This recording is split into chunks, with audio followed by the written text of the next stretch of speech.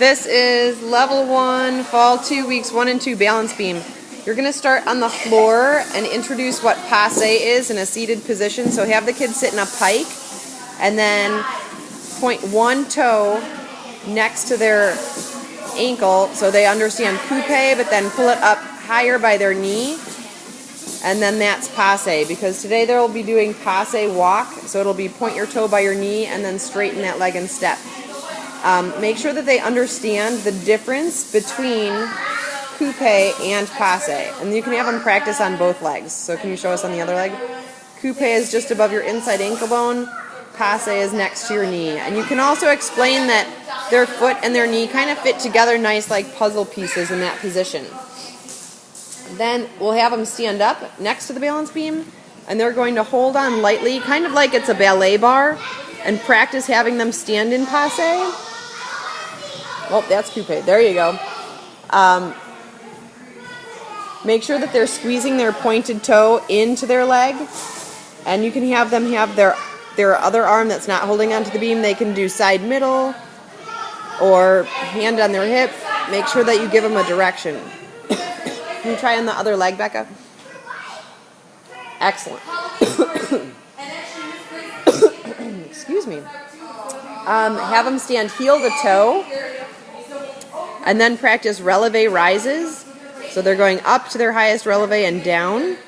A good cue here is to have them imagine that they have a string coming up out of their head like a marionette puppet, and someone's pulling up on their string to make them rise up to their highest tiptoes. Then we're going to have them practice arm positions. I think the important ones for level 1 are arms at side middle. You can turn and face this way. Hands on hips. And high crown.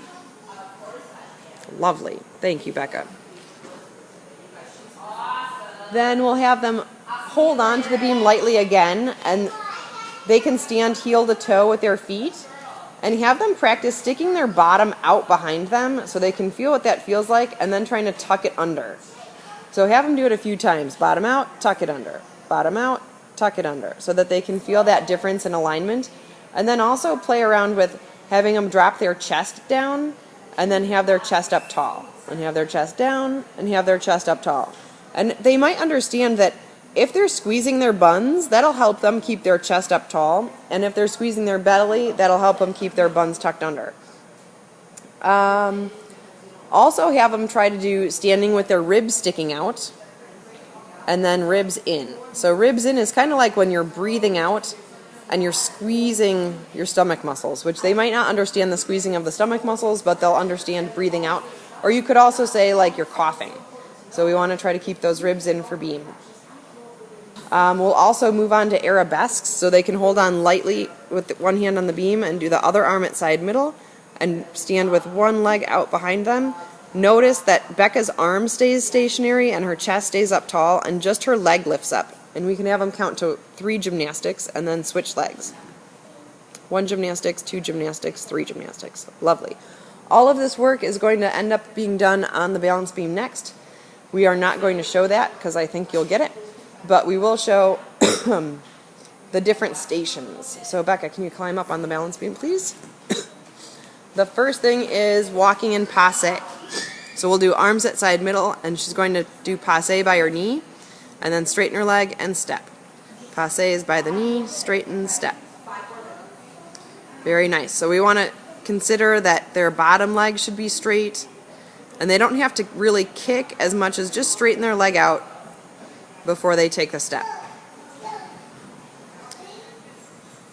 Then we'll also introduce knee scales, so we'll need them to do butterfly hands on the beam. Remind them to squeeze the beam with their fingers, and they want to have their shoulders right over their wrists and their knees under their hips. Stretch one leg out and then lift that leg up as high as they can and look forward to the end of the beam. I would hold it for 1 gymnastics, 2 gymnastics, 3 gymnastics, and then lower that leg, and they can try to switch and do it on the other side. Very nice. Next, we're going to keep our hands on the beam and make the bottoms of your feet touch on the beam. So we're going to do some bear walk. We're trying to see if we can keep our legs straight, and they want to walk their hands out a couple steps and then walk their feet And they might be able to coordinate it so that they just kind of keep going like they do smoothly on the floor, but they might have to kind of inchworm it out and then walk their feet in. It depends on the child.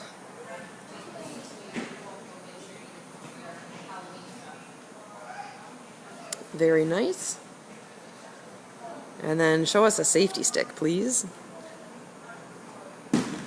Awesome.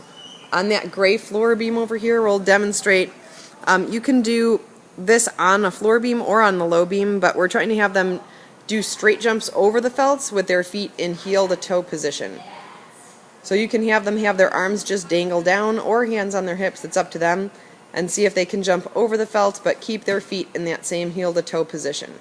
Try not to get them to puzzle piece. Nice, Becca. Awesome. We're also going to do penguin walk. Can you, yeah, thanks. Pull that balance beam over. So for penguin walk, we're going to start on 2 floor beams in a slight V shape, and they'll be in releve, and try to waddle down with their legs so super straight, and see if they can keep their legs straight as the beams get closer together,